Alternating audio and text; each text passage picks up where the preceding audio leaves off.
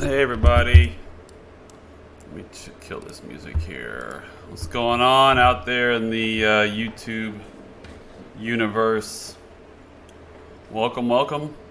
Let's talk about what's going on with the cryptos, with the Bitcoin. Let me put on some music while you guys all get in here for myself to listen to. Good morning. I hope everyone's doing good. We've got quite the sell-off here. No, let's go play a better song. I'm gonna play "The Wonderful Future" from our lead piece. I don't know the song. I don't remember the song at all.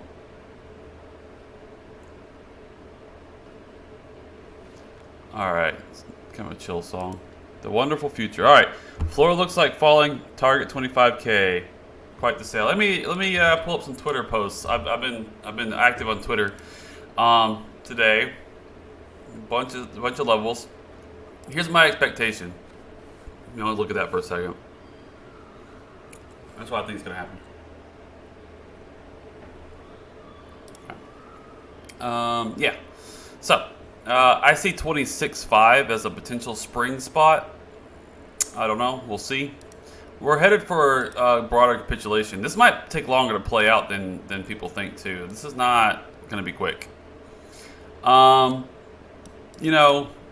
We've got the 5120 cross, which to me is a bad news bears. So at worst, I've been saying we need consolidation for a while here, and clearly where we're headed. And this sell-off is just a part of that consolidation. Let's take a look at questions here. I'm gonna play some Linkin Park. I'm gonna play "In the End." In the end. People are at work. People can't listen. Quite the sale. Could see a bounce when the 50 crosses the 120. Yeah, we could for sure. That tends to happen. So I think what's weird, the market likes to fake people out. When this crosses this line, everyone's like, "Oh, it's a death cross." Almost always, the market bounces and then sells off on that. So I'll be ready to play the bounce. That's actually honestly what I'm kind of thinking is going to happen is this. This is going to hit right as this is crossing that, right? And then we'll get a bounce. And then we'll go from there. We'll see what happens. The safe thing to do, it's very simple, really, honestly. Even though I tried, it all fell apart. All right, I can't sing. Sorry. All right, I love Linkin Park though. So and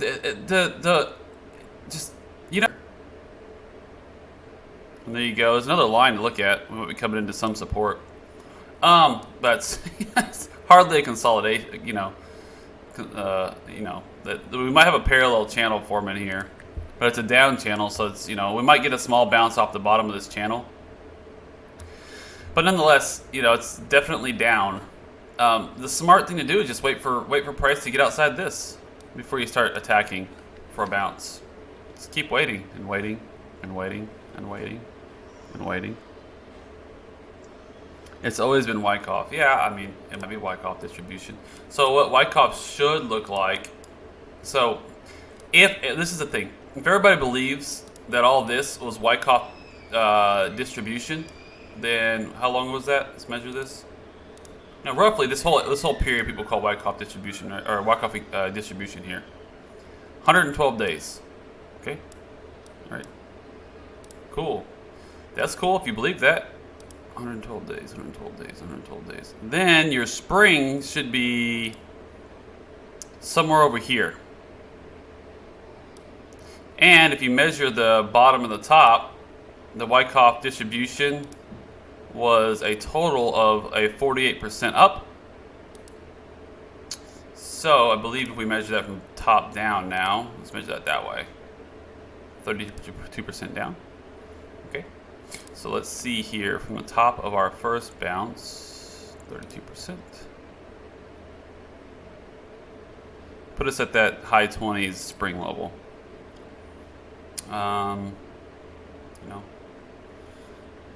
That would be a pretty, equivalent, depending on where you want to draw this level at. It could be right there. To put you in that. Remember, I'm looking for, where's my busy chart? My busy chart's got all these daily levels on here. See these daily levels I've drawn in? I'm looking for as low as 26. Now 30 could absolutely hold. 30, the other thing, we've got that trend line here that comes in from that peak through to those bottoms there. That's another level to watch for a hold. But if this is Wyckoff, you got, you know, back to this other chart I'm starting to work on here. You've got a long time left. And you're looking at high 20s for a spring level. And that would be somewhere over here in August. If this is Wyckoff, right? If this is a corresponding Wyckoff accumulation to that distribution. Your spring is going to be somewhere over here, down to like that 20s level. So if we save 30 here and ping pong around some more, you know, you're looking pretty good for Wyckoff. But I don't need, the other thing too, the Wyckoff distribution stuff is like Elliott waves to me. It's much more apparent after the fact than it is in the middle of it. So here's the thing, people are looking for Wyckoff on like a 1 hour level and they're taking action and they're getting just ripped up. Trying to anticipate what the market's going to do is a fool's game. You guys haven't heard me talk about the Wyckoff. You haven't seen me post a lot about it. The reason is, it's a fool's errand to try to predict the market. The only way that I know of to consistently win in the market is to play momentum, right? So this is momentum going with you. This is momentum going against you. So really we should be shorting. I actually was thinking about posting that this was actually like on a, if you guys follow CTM, a bunch of these levels were CTM shorts. That was just like, this is a short signal in CTM. This is a short signal in CTM. This is a short signal. You know, it's in a downtrend. You keep failing, right? In theory, maybe somewhere in here was through here, right? These are all short signals, so you know, trying to go long into this stuff, not what you want to do. The smart play is to wait for this trend line, this downtrend trend line to break. It's really not that complicated, right? You got this very clear downtrend. When that thing breaks to the upside, then you can start to look at positioning back in. Now I've tried twice now to buy a little dip at the 32K, and I will be honest with you guys, I added a tiny amount over here. I went ahead and just was like, all right, in the middle of this bull flag, before it was clear to me it was a bull flag, I added on one of these little bounces. And I'm now waiting to rectify that mistake and to sell when we come up into this. But it was a tiny, like maybe 2%, you know, just a tiny order. But yeah, I thought maybe we might bounce a second time there, but nothing significant. I'm still definitely waiting for the 20. So let's look at comments. What's my range for consolidation? Ace, I think I've got, if I were to simplify it, let me try to simplify it for you guys. And here's another trend line too. People, we broke that trend line too. That one, that's an important one. Let's get rid of this. Let's find one of these charts. This is a Bitstamp feed, so let's know that. I'm gonna get rid of whatever work I was doing. I have a bunch of different Bitcoin charts because I just do different, you know, doodlings on different ones. Here's what I was looking at, and we broke it. So this is also bad news bears, honestly. Heath levels here. So yeah, just to simplify the chart for you. This was the range I was thinking, and we'll see if we. The problem is this wick broke that structure pretty badly. Now technically on this feed, it didn't take out this low. So if you look at different feeds, you get different results. So this can still definitely hold. Now,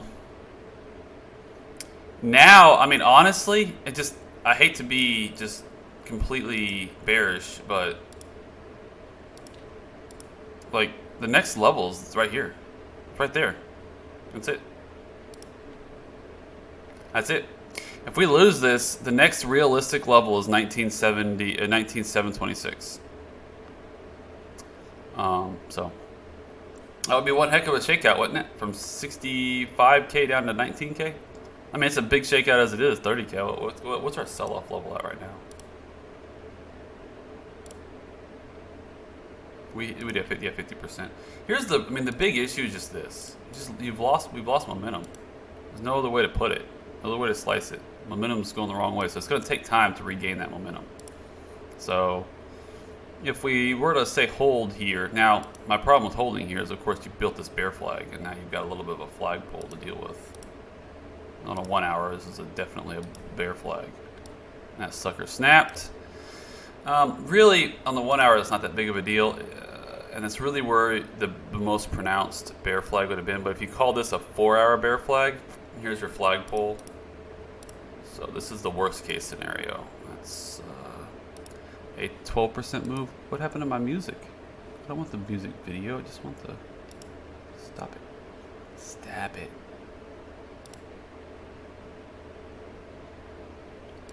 Let's measure this to the other side here. What did I get? 11, 12%, we'll call it. So from the top of this bear flag where it last hit, another 12%, puts you at 29K, 30K. If we go to the daily level, see what we got for support in that range. Nada. Nothing. So you got 30,000. Yeah, you're gonna break. Well, I mean, you could just wick down below this. There's your next daily support level. And I wouldn't be like, I know, you know, Heath finds levels on like the 8 and the 4. I'm like, right now, I'm just like, the daily is the only thing that matters. The weeklies and dailies. It's just too much momentum to be caught by anything smaller, I believe. So that's why I keep saying 26.5. You see that this little bit of support right here. What I kind of think would be like highly plausible is if we sold off to some intermediate level between. I mean, everybody's watching these $30,000 levels, and $30,000 is a, you know, psychological level. So everybody's watching this level right here and this level right here, and everybody's watching 19,000. But not a lot of people are watching these intermediate levels. This one's kind of big, and this one might actually provide some reasonable support at 24. And this range right here is order block, if you will. Order blocks. Or that's another thing. Order blocks. Let's call it support. Quit renaming stuff. But your support range of 22.6 to 23.8, that's very likely to hold too. The thing is, we have to break down. There's no definite indication we're headed down there. Right now, the only definite indication I can see is this 4 hour bear flag, which puts me right below the 30,000 support. Which then, my thesis would be, if we break the 30,000 support, then we're going to find it as resistance probably, and then we have to test the next level down. And that's the last level of untapped. You see this wick down, we wick below this? This is the last level of untapped support. So, that's why I keep looking at that level. Let's look at comments. I probably got 1 million comments. I hope. Let's see here. I just want to shuffle me some Linkin Park. Go play dumb stuff. All right. Good morning. Endless summer. Yeah, Steller and May and go away. Y'all ever heard that one before? There you go. Is there a bear? Yeah, there's gonna be bear flags on ETH big time. I mean, I'm sorry guys. I've posted this before. ETH's going to $1,400 if not lower. It just is. It's not. It's I mean, it's of course it's just my opinion, but you know the way my brain works is I work in probabilities, and to me, I said when we were up here, I said above 4,000, the probability was we would at least hit 1,900, and that was a high probability. Now, this formation, right, this structure that we just broke down, the high probability is, and I'll do this for you guys, is at least 1,400, if not 600. At least this is like, I would give this 85% chance of hitting 1,400 and like about a 30% chance of going all the way down to 600. I would give this about a 10% chance to hold. And the reason is, I mean, it's just too much momentum. You look at this pattern you put in again. That's 50% down on a daily, from the last green candle to the bottom. I guess the bottom of this move would be, well, depends on how you measure this. The bottom of this move is actually more accurate because of the impulse, but the bottom of the formation is down here. So this is worst case. Let's just play worst case. Let's go from the top of this green candle to the bottom of the formation. And then we're going to go from, that's 55%, it's 51%. So we're going to take this line right here. We're going to drag it from the top of the formation down. And that's why I say, you know, you look at that formation, that flag, the breakdown indicates sub 1400. So obviously, if you actually get down to 1000, what's going to save you at that level? Maybe you get saved here. Maybe I'm being too. No, see, like the weekly, that's well below the weekly. So the next level. Oh no, wait, you got this all the time. You got some structure over here. Hold on. I mean, let me make sure that I'm not like being way too bearish. See if I can find something else here that might save it. That swing high right there at 800 might be the better level to look at right there. I just don't see it on the chart. I'm just reading the chart. I don't know. Like, forget what. Like, I don't know what Ethereum is. I don't know what this. I'm going to pretend while I'm looking at this that all the bullish case for Ethereum and all the, you know, whatever. I don't care. I'm just looking at the chart. I'm just trying to read the chart. And you know, FUD can change a lot of things real fast, right? And that's just a thing. The market, always expect the unexpected in the market. I'm not seeing it. I see us breaking down below 1400 even. That's what the chart's telling me. I don't know what to tell you. 1K might hold. Yeah, let's keep looking at that. So there's some structure here, right, for 1K to hold. I'm looking more historically. God darn it. Quick to auto. All right, let's see what could hold at 1K on ETH. I mean, yeah, 1400 is just not going to hold, I don't think. I mean, I don't know.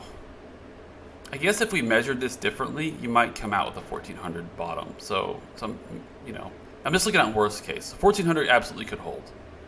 I give it a high chance that we get there, but I give it a modest chance that we break down below it because if you look at the worst case where this formation takes us. But, you know, the prior all-time high is a good chance that holds. But maybe the better level is looking at this right here. Yeah, I mean, that seems about right. See that little swing high right there? You see there's a lot of structure right through here. Let's see here, got a daily. Maybe we pull this up to that daily level right there. That's almost perfectly. You see that daily level right there? The daily support is almost perfectly in line with the formation, worst case formation breakdown. So maybe 1,000's of more worst case for Ethereum. Yeah, I think that's fair. I think 1,400 could hold. This is your zone to look for, like catching the falling knives by. Anything else before that, you're really catching falling knives way too high, way too high. You just broke down out of the structure. You got a ride ahead of you.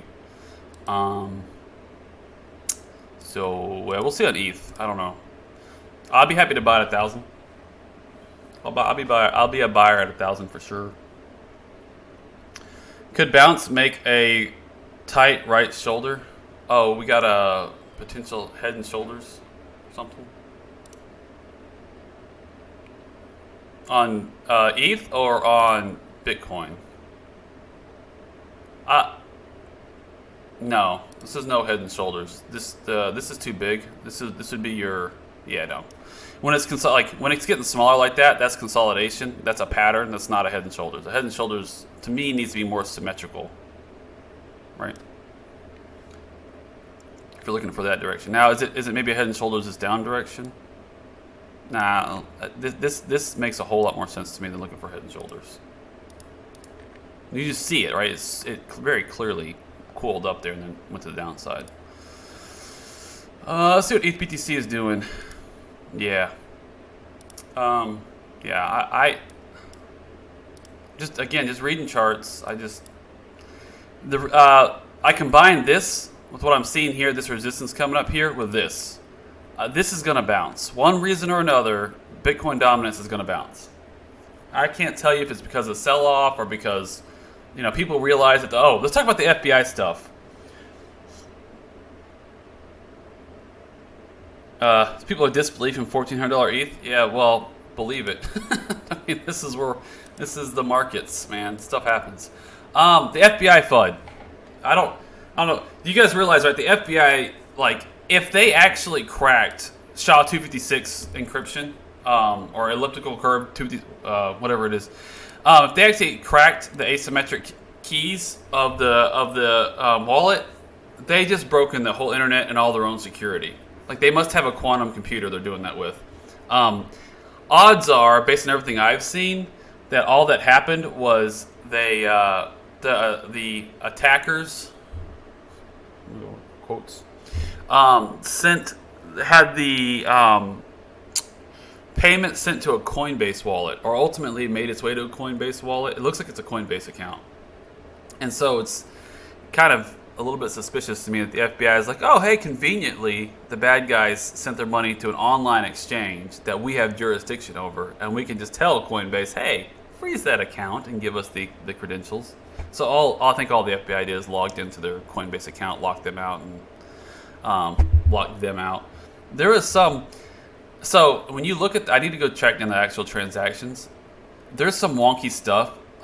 The transaction thread, at one point... It seems plausible that the Bitcoin that made its way over to the attacker's wallet with this Colonial Pipeline hack was originated from an address that the CIA actually confiscated. Like don't quote me on that. That's what I was seeing some chatter about. I need to go track that down. I'll go track down all the transactions, and I'll see if there's ever any news with the CIA and any of these wallet addresses that these transactions proceeded from. But that would be a little bit convenient too, if some CIA confiscated funds somehow escaped the CIA, made their way over to a ransomer that the FBI then confiscated. I don't know, but yeah, they didn't break. They didn't break the encryption. That's silly. That's what the sell-off is all about. People, oh, it's broken. Bitcoin's broken. Well, then the whole internet's broken. We got much bigger problems to deal with. You might as well sell. What Google needs to be at like $1 right now. If they broke the internet. Let's just see here. Where's Google at? If it's true that the FBI did crack the encryption, then Google should be $1 because it's worthless. Facebook should be $1 because it's worthless now. They're just completely compromised. Yeah, Google's not at $1. Google's at $2,480. So I have a feeling that they didn't actually crack anything.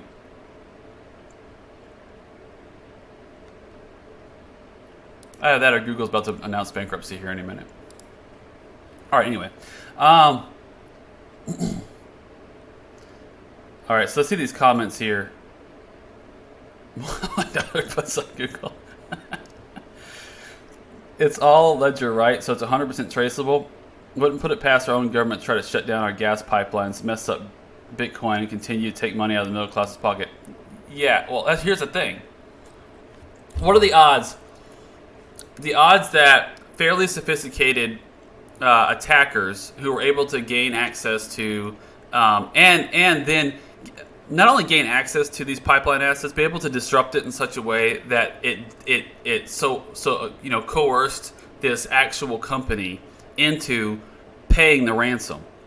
Okay, so that's pretty sophisticated. Now, yeah, I get that a very some person could that didn't know what they're doing could very buying ransomware as a service could kind of unintelligently stumble upon attacking some vulnerable resources, but they wouldn't know what to do with it. I mean, just to be totally bluntly honest, they would have no idea how to control it in such a way as to coerce the company that you impacted to hand over, millions of dollars worth of Bitcoin.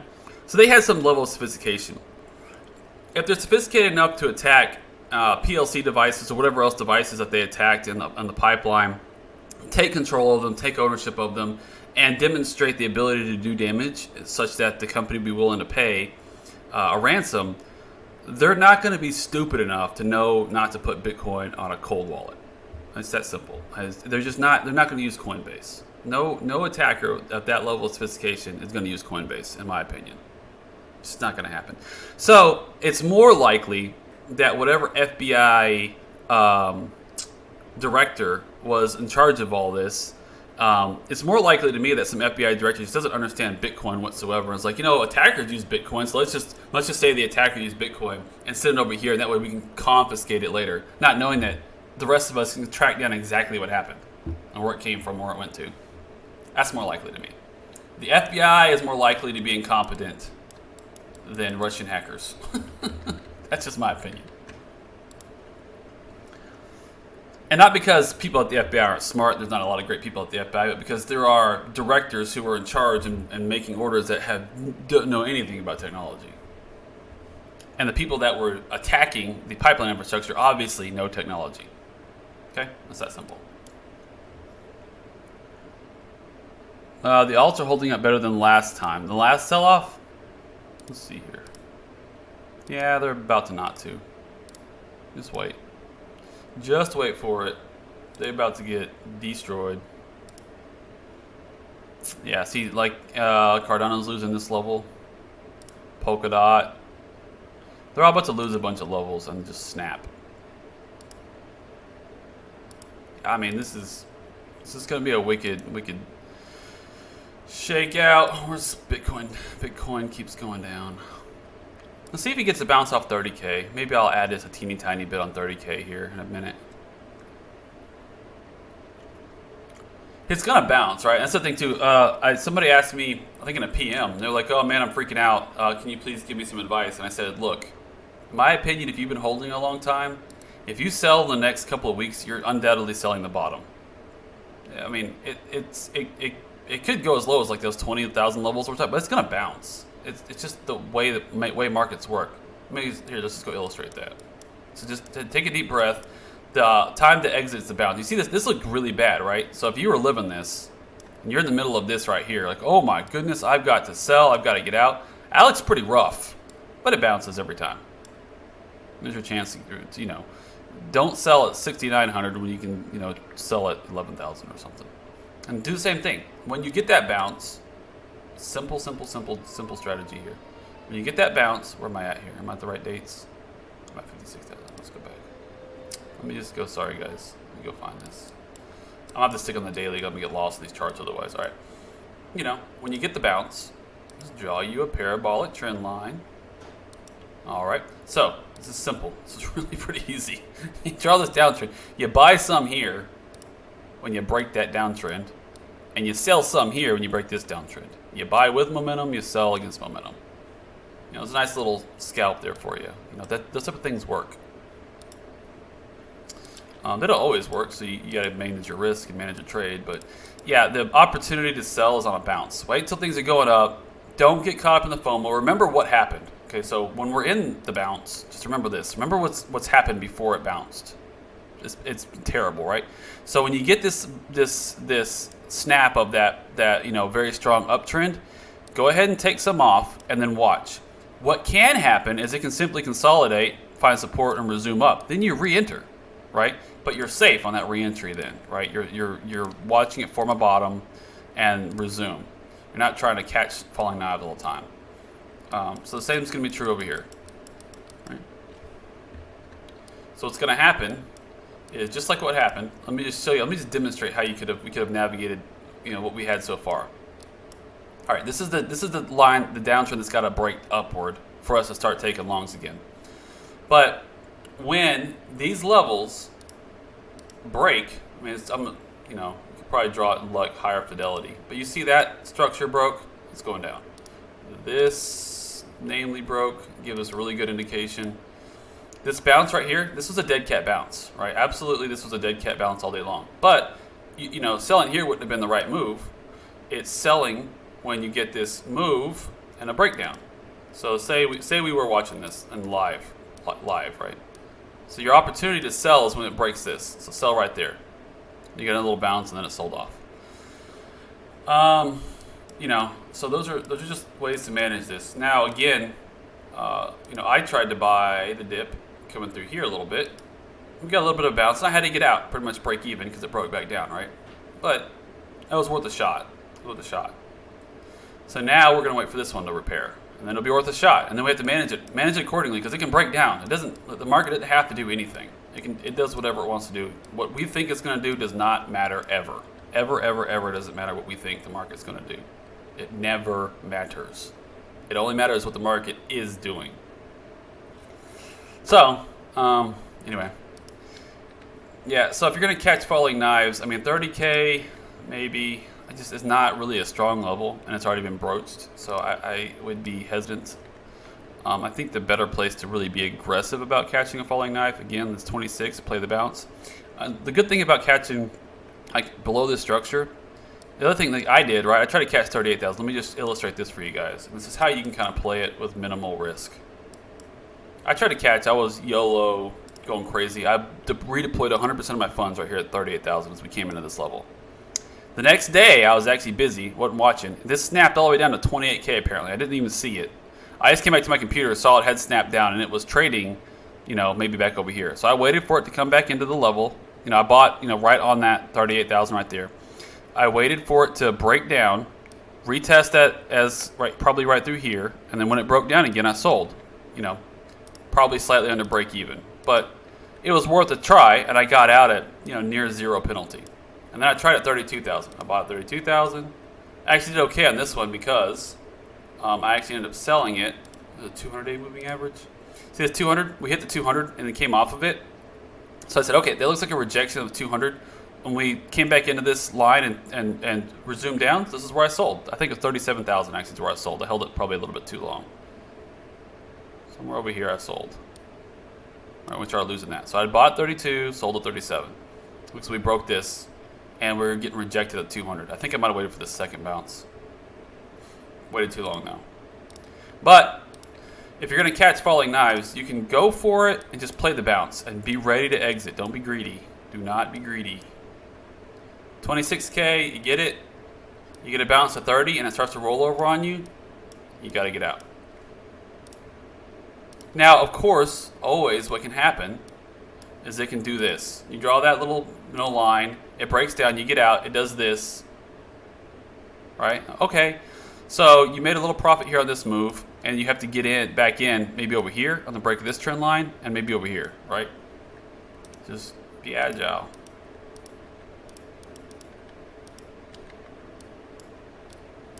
Yeah, it's selling off.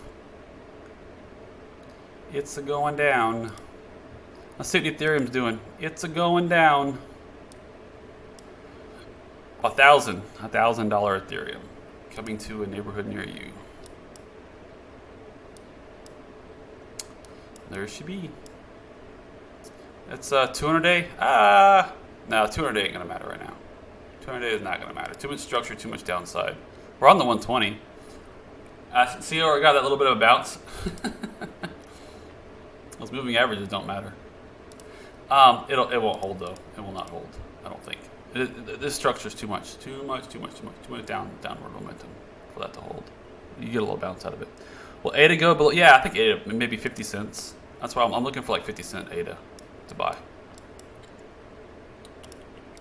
So I'm 80% out on Cardano. Like, guys, if I'm 80% out on Cardano, that tells you how certain I am that we're headed for a real bad shakeout. Right? I haven't left my 85%. I haven't bought a single Cardano back. I'm 95% out on Ethereum. I actually had a small wallet, a little hot wallet that had a little bit of Bitcoin. I did flip that Bitcoin for Ethereum just for the sake of being able to get it off that hot wallet because I didn't want to pay the the fee and wanted to move it faster. So I flipped that for Ethereum and sent that over to a place I could earn some yield on that little bit of Ethereum. So that's the only thing I've added in all of this, other than trying to catch a dip on Bitcoin. But yeah, Cardano. Let me put this on the log chart. It's stupid, but I gotta do this on the log chart. We're coming back into the all-time high. That's not gonna hold. There's no way. Down there. Yeah, I was looking at 37 cent, 40 cent Cardano. This is where I'll be buying Cardano down here.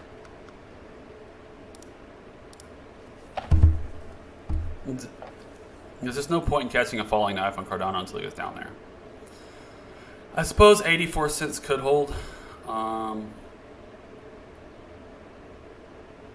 mean, it's just here's the thing: it's a much higher delta. It's just a much higher delta than Bitcoin, and so it can sell off really fast and then bounce back really fast. So I know this number sounds crazy, but I'm just looking at these these wicks. It'll be a big giant wick. But that's like literally the level I'd put like a YOLO knife fall catch buy in there. I think I have a small order in there. 84 cents, 95 cents. I don't know. The reason I say that though, so we're breaking down out of here. Absolutely, this bottom trend line could hold on Cardano dollar about $1.10, and that's you know, I wouldn't buy the dip into there just yet, because I want to see resumption. So at this point, Cardano's is kind of the same story. But the problem, here's the problem I have. Here's the line you got to break on Cardano. The problem I have is that the Bitcoin dominance tells me that I can't be aggressive with buying anything altcoins, because they should continue to lose versus Bitcoin here. Bitcoin is trying to form a bottom. It's going to regain some dominance, whether it's just to 50. I bet it gets to, so this swing low right here, historically, it'll hit this swing low, right? So that's what happened over here, right? The top of this bounce back move, what was this?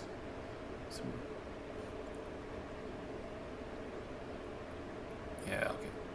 I think the top, I'm trying to remember, but yeah, so I forgot exactly why I came up with that bounce, that swing low. But this is the level I'm thinking that Bitcoin dominance should bounce back up into here when Bitcoin makes its bounce. That swing low right there. So that's what I'm looking for. I don't really want to buy altcoins until Bitcoin dominance hits that. And the thing is, I don't know, you know, if Bitcoin dominance hits this because of a sell-off or because Bitcoin takes off. I don't know. So I'm not buying anything altcoins until we get above 50 at least, and then I'm. But down here, you're just like historically, you know, we've been down here for only a very short period of time, and every time we bounced out of here, right? So the odds do not favor you taking altcoin buys right now. The odds are in Bitcoin's favor. And you can see here how this is a perfect fractal from like last. This is actually post. This is the post sell-off. But you can see here we had some, you know, how this action played out. But you see how this like a little bit higher low and a higher low, and then it took off. So this is that first higher low, potentially. It fell down, higher low, maybe one more higher low, and then we take off. So that's why I'm just not like I'm not buying anything altcoin unless it's a crazy low price. Which 40-cent Cardano would be like, all right, yeah, I'll definitely be buying. But I'm just not wanting to buy anything until I'm going to play Bitcoin and the bounce on Bitcoin, and then I will, when Bitcoin dominance gets back into these levels, then I'll rotate back into my altcoins. So I'll play Bitcoin on this bounce, and then when Bitcoin bounces to at least somewhere between 50 and 57, then I'll look at the price action. I'll see what this is doing. I'll see if it's putting in, if it's wanting to look like it's putting in a top and wanting to come back down, then I'll rotate back into alts. But right now I'm just playing Bitcoin. That's the play. All right. When should I buy Ethereum? You should buy Ethereum when Bitcoin dominance spikes. Until then, you're on the wrong side. Zcash. What's Zcash doing? I haven't looked at Zcash in so long. ZEC, that's right, ZEC. Yeah, it's dropping like it's hot. You're right. Dropping.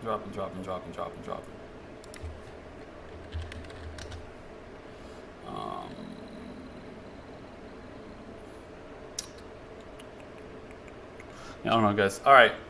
Shiba, no, not Shiba. No Shiba. No Shiba, no dog coins here. 0 dog coins here. So basically, if we see a bounce today or tomorrow, get out. Man, I'm not that short a time frame. Like, I'm talking, like, several days or weeks. Like, my projection that we're going to 26,000 is not like a today thing. That's like a, you know, maybe, like you see here, this downtrend. The odds are we catch 30 and bounce up back up into this. All right, so the odds are one of these levels we're going to get a bounce into that, and then we'll see. If we break this, then that's not going to happen, right? We're done. 30K held, right, for now. But my thought would be, let me zoom this in for you. I would really think that some level we're going to get a bounce, right? Right now, probably what we're going to do is we're going to bounce into this, find this as a resistance, and then come back down. So that's what you see playing out right now. This is to test this as resistance now, okay? On a very short time frame, right? But nonetheless, you get the idea. So what's going to happen, here's that trend line we're watching up here. Trend line, likely the market's going to bounce, find that as resistance, go ahead and hit this level, and then we'll see if we get a bounce off this level. And then hit that trend line. Come back down. Who knows exactly how this plays out.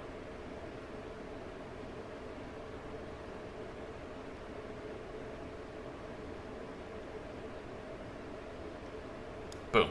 Something like that seems probable to me. Okay. If we get a strong bounce out of here, then you're going to come into here and maybe, and then off you go. But yeah, probably this little bit of bounce right here, just going to test this. We'll see, right? So you just keep watching on a really low time frame. Does it roll into this and roll over? You're in this range now, so we may be stuck here for a day, an entire day or two, just stuck right here. Who knows? Nobody knows. Nobody knows. But those are the levels. Those are the levels to watch. If 30,000 holds, then we're going to see if we're going to get a bounce. See if 32 holds as resistance and it go ahead and sends it to 26, or if we break through 32, back up to 34, find this trend line as resistance right around the 34 level, and then come back down again. I don't know. Oh yeah, I was saying the reason I said 30,000 originally was this bear flag, right? This was my original, okay, here's my bear flag, and so yeah, I mean, realistically, this bear flag breakdown should carry us at least to this trend line and that 30,000 level. And then you might form another bear flag where we're at right now. We'll see if this turns into a bear flag or what, but all worth watching. A bounce at 36 would be really good for many people to get out. You know what's going to happen? But yeah. What you should do is be ready to get back in. What's absolutely going to happen is so many people are so scared now that they're gonna heed the advice to exit on the bounce and then not get back in. But what you want to wait for on the getting back in part, you see all this momentum downside? For me, I'll keep taking stabs at taking trades on the outside of this. 41,000, I'm waiting for this to break so I can really shave a lot at 41,000. That's my level to trim a lot and see what happens from there, because that's going to come into the back again at 200, should be right around there. The 200 is about to curl over a little bit. So when we finally come back into 42, it's going to be basically concurrent with the 200. This should be crossing right about then. So we're going to get probably right as that's crossing, we're going to get this mega bounce up into this level right here. So I want to play that bounce.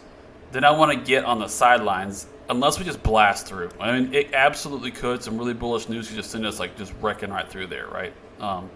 But if it starts to curl over, right? If it starts to curl over, we need to get out, and then we'll watch from there. But the thing is that people are so scared now. You got to be ready to get back in at the right time. The right time would be if the 50 were to start curling quickly underneath as it crosses, and you see the 120. As soon as these two levels cross again, when price action's between the 200 and the 120 and the 50 is curling back up, you're going to want to start re-entering and re-entering. And then you can be pretty aggressive. If the 50 were to slice back through the 120 and the 200 and you get this, something that looks like this right here. This is a perfect, our big sell-off in March is some great, just to keep this in your head, how this all played out. The 50 sliced through here. Right as it sliced through here, you get the bounce. And then you find it as resistance and you fight with it. But you eventually snap up and break, find this as support. So right through here, when the 50 is cutting through here, things are you're back on the right side of the trade again, so you can start to look for entries. Now, almost always, after this big sell-off, that 120 is going to come back into play as the key level to hold. Right? So here is where I'll be taking lightly leveraged positions. You see, if we sit right on top of the 120 and bounce off it, and then we get this resumption pattern out of here and get confirmed, I'll be in lightly leveraged here when these are fanning back out. What I'm looking for is the SMAs to fan back out, and that momentum is back on our side. That's why we're back in lightly leveraged. So now that might not happen, right? That we could, the possibility exists that because of many factors, from regulation to FUD to whatever else, you know, perhaps the FBI really did broke the internet with a quantum computer. If that were to actually have happened, and we are in the bear market, we're gonna have to watch that bounce curl over. It'll curl over under the 120. Here's what it's gonna look like. It's gonna look like this. So same price action. The 50 sliced through the 200, but we bounced into the 200, but then it failed. So that's what I'm saying. We're gonna get that bounce. We're down here right now. One of these. We're more like, you know, we're kind of like down here or down here. Down here, down here. If this is the bear market, we're going to bounce back in that 200, that 40K level I talked about. Then we're going to curl over where you need to get out. That's your real good chance to get out on the sidelines and to see what happens from there. And then the next time we come into the 120, if it finds it as resistance and resumes down, it's time to start shorting the market because we are in the bear market. Really, I think we're more over here on this side, and this is, you know, we might get a bounce all the way back up into here. Again, the levels, because of the steepness of the start, I talked about this with Jordan, we may be watching the wrong levels, to be honest, but in the long run, these levels are going to keep us safe. It kept me safe, right? The 120 kept me safe. In the long run, we may not get the best entries. You know, there may be better levels, the 20, the, you know, 50-week moving average, 50-week EMA. There may be better levels out there, but these are very simple levels, and they're highly predictable, especially this purple line, which is a 200-day SMA. This is the institutional moving average. This is what institutions watch, that purple line right there. So that's why I use it, and then I use the smaller time frame ones to help me navigate basically around that level. But so those are some things to look for. So if you do get out, to Ace's point, at, you know, on a pop of 30 some 36, 42, whatever it is that we get that, wherever we get that pop and we start to roll over, we're probably going to make it back to the 200, right? It's odds favor us getting back to the 200. This is very probable, very, very probable we make it back here sooner rather than later. Now, what I don't understand, I don't honestly know how, like, Ethereum makes it all the way down to $1,400 or $1,000 while Bitcoin's bouncing to that level, but that's just what the charts tell me, so I'm just playing it by ear. I don't understand how that's going to play out exactly. And then, you know, I guess I don't see ETH not getting to 1,400. Maybe it's after Bitcoin bounces here and then sells off again. The alts really gets, I don't know. Who knows? Who knows what happens? I don't know how to play this. Point is, on Bitcoin, what I'm focused on is Bitcoin. We break outside of this, I'm playing that move back to the 200, the 42,000. We'll watch it from there. I do think odds are we're gonna have something that looks more like this. Kind of a hybrid of this. I'm trying to find some good price action. I think is a good ancillary. If I go back to 2013 here real fast, let me try to find something for you guys that works, just to illustrate. It has a, you know, decent ancillary to what I'm talking about. So with this market cycle, we lost the 200 pretty badly, right? But you see the idea here. When we're fanning back out, when the 50 crosses the 120, don't buy right then and there. Almost always, these crosses are like the worst possible time to buy. Almost always. Wait for it to come back into the SMAs, and then other levels. I mean, not just the SMAs. You could be looking at just other levels. Like there's probably some weekly support that would have made sense through there.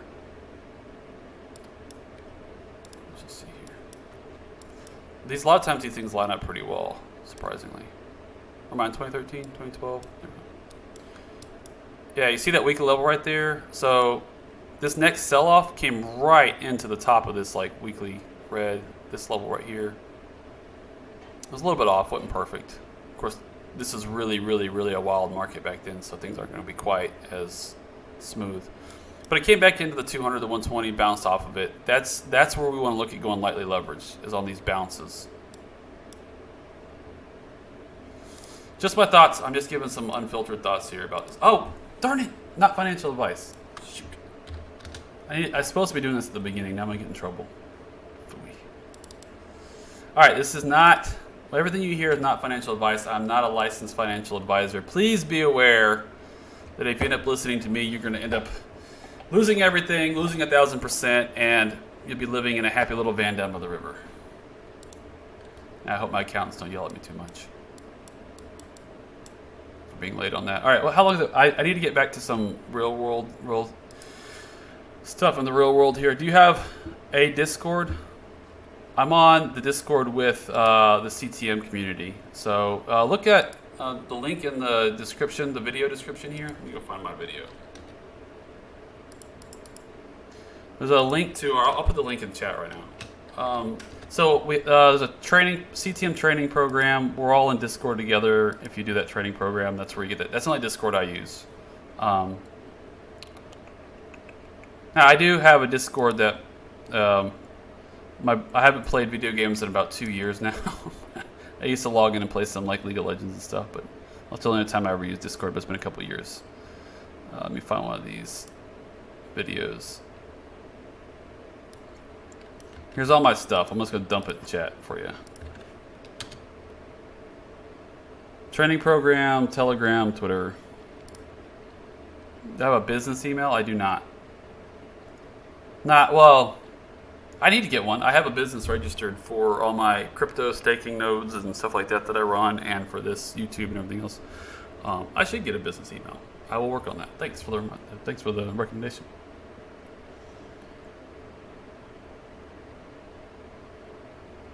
Shiba, I'm not going to talk about Dogecoin. Sorry, man. You use the 50, 120, and 200 SMAs. No 20-day. Heath uses the 180, I think. I do. 50, 120, 200 for crypto, for Bitcoin, namely. And then, you know, I watch what Bitcoin's doing, and I play all my other trades on I flavor all of my trades on my altcoins with what's happening on Bitcoin and Bitcoin dominance. And so the only one that I actually use the SMAs on is Bitcoin itself. These SMAs are hardly useful really on alts.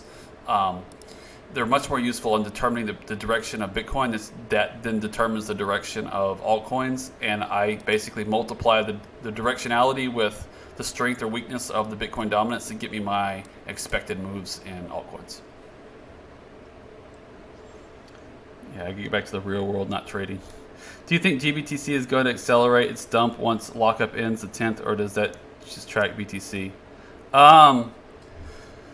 I need to do some more research on that. I'm holding a decent amount of GBTC still in a long-term account, so I don't have a good answer for that.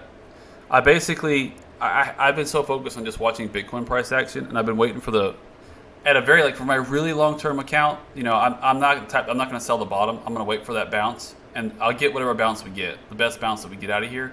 You know, I bet we get to 42 or something still, right? So I'm still waiting for that, a reasonable bounce, a nice set of green momentum where the premium really shrinks, and then I'll decide from there. But I've always been waiting for that. I was actually waiting for the bounce to 120 this whole time.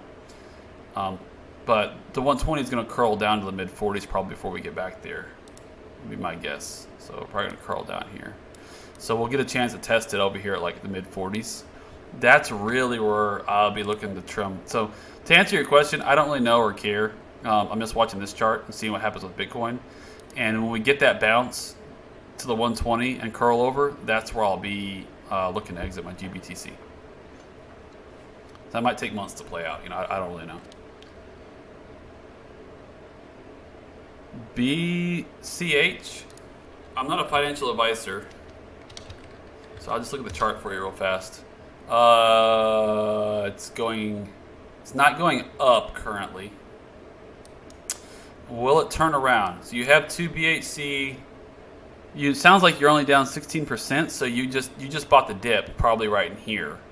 You lost at 200. If it was me, and I like this asset, which I don't, but if I like this asset and I wanted to hold it, what I'd be looking at is this. It's myself, not financial advice. I see some support coming in right there at 478. I would say that if it was me, I wouldn't sell the bottom, because you're going to be selling maybe not the exact bottom. I mean, if you sell right now, you probably might save yourself a little bit of down, but it's going to bounce. Probably back up to 800 or so. I would really think about, I would contemplate my future with BHC, and really have a good discussion with BHC about our future prospects around 719. That's what I would do.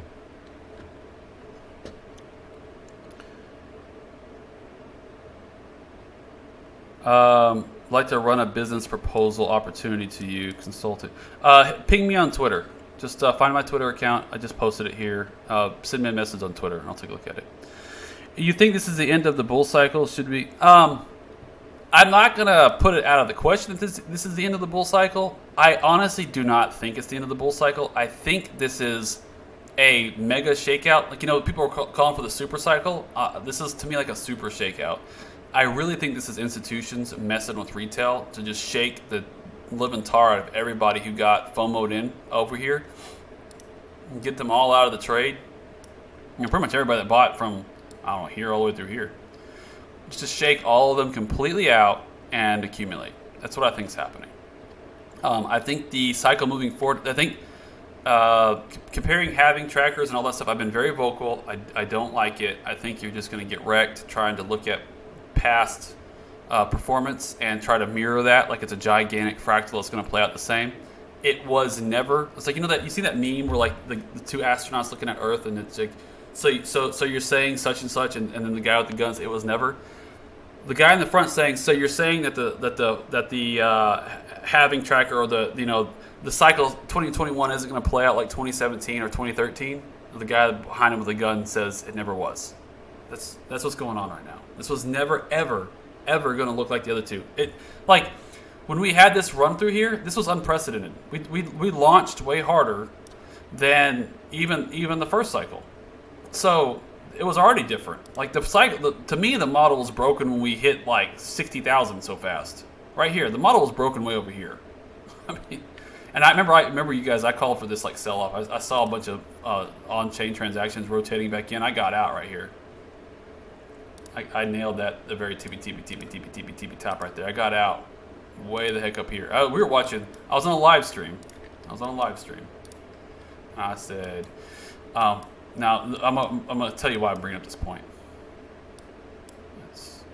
There's a point to me telling you this. February top. So I got out right here. The same thing. I was watching this. I was on a live stream. We were watching this very parabolic move. When it broke down right here, I think I had some kind of trend line through here. I forget exactly where it was. We got 100% out. I think it was, I don't remember. That little tick right there.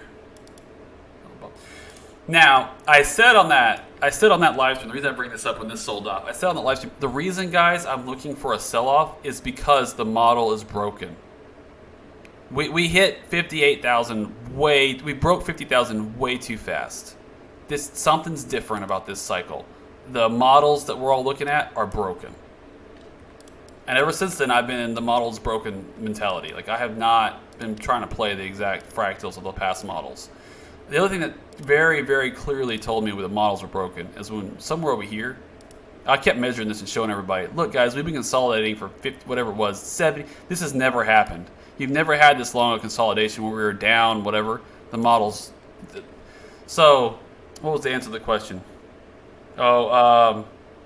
Heath uses the 50, 100, and 200.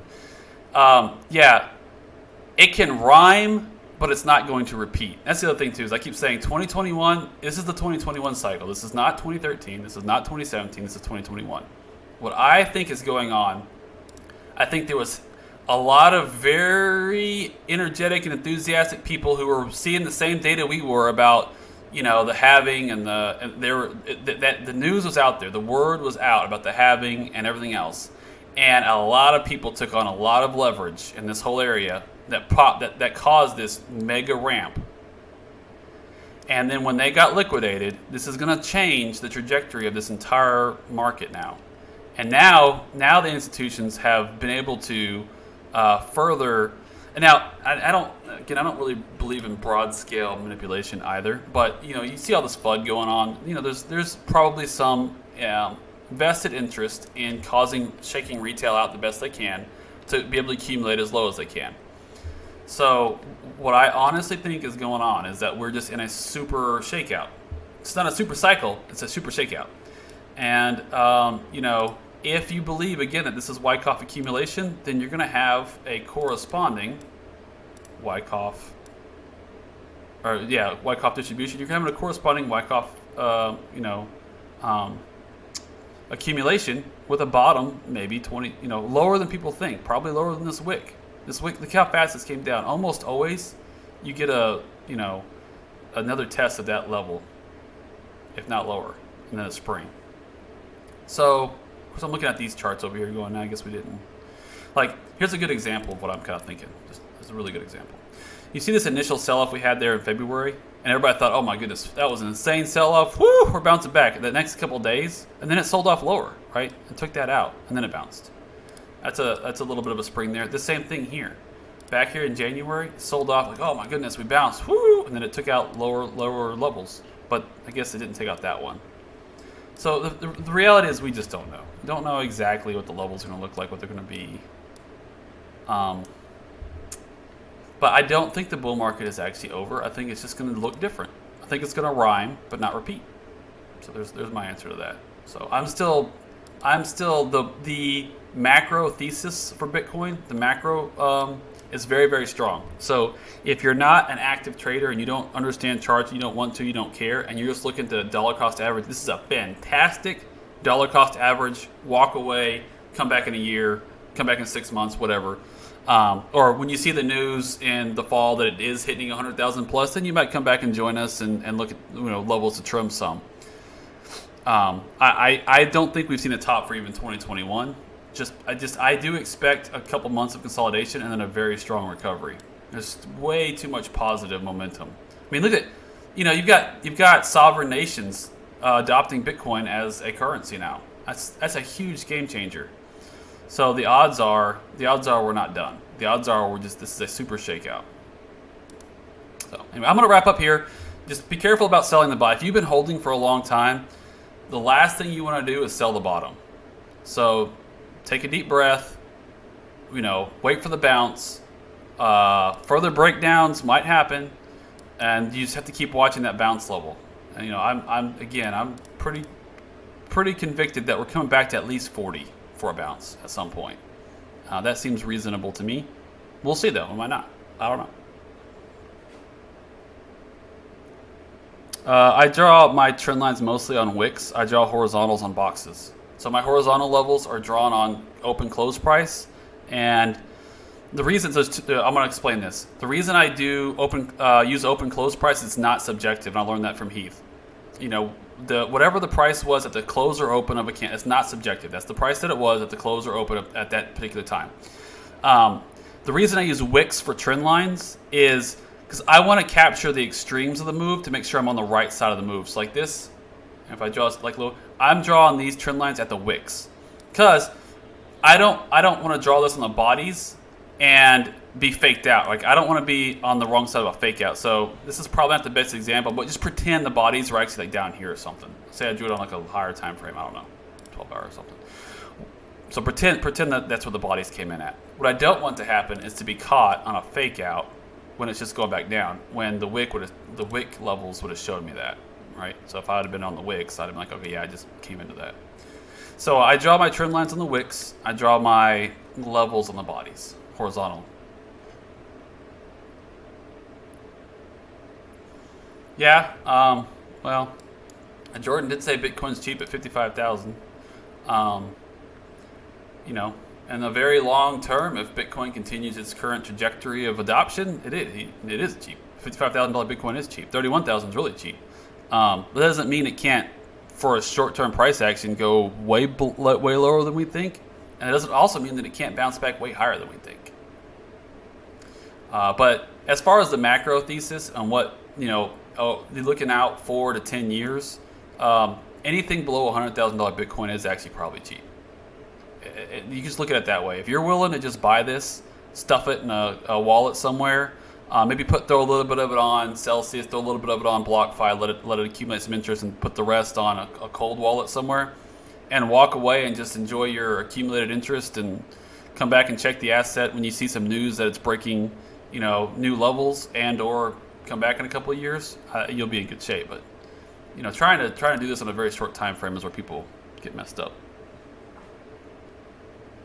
Views on Matic. I love Matic. Great project. The problem is, again, Bitcoin dominance is, and you're in danger levels. Like, just, I really caution people against trying to play alts too much right now. The alt season 1 is over. It's over. Alt season 1's over.